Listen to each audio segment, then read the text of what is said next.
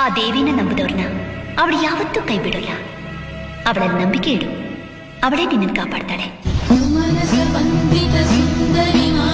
ದೇವತೆ ಈ ದೇವತೆ, ಈ ದೇವತೆಯ ಚೆಲುವ ನೋಡಲು